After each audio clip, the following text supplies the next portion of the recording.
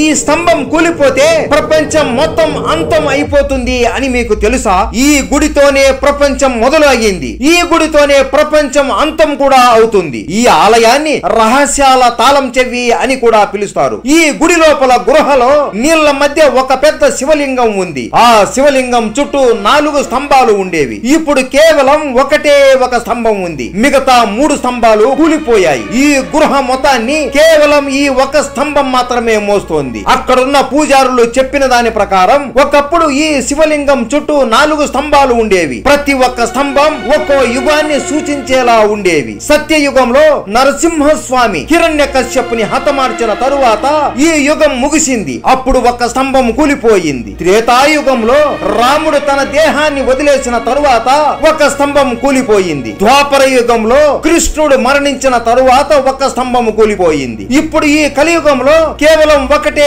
ఒక చివరి స్తంభం ఉంది. ఈ స్తంభం కూడా కూలిపోయే స్టేజ్ లో ఉంది. ఎప్పుడైతే ఇది కూలిపోతుందో అప్పుడు ఈ కలియుగం అంతం అవుతుంది అని భావిస్తున్నారు. ఈ ఆలయం పేరు కేదారేశ్వర ఆలయం. ఇది హరిశ్చంద్ర ఘాట్ మహారాష్ట్రలో ఉంది. మీరు ఎప్పుడైనా ఇక్కడికి వెళ్ళారా? హర హర మహాదేవ.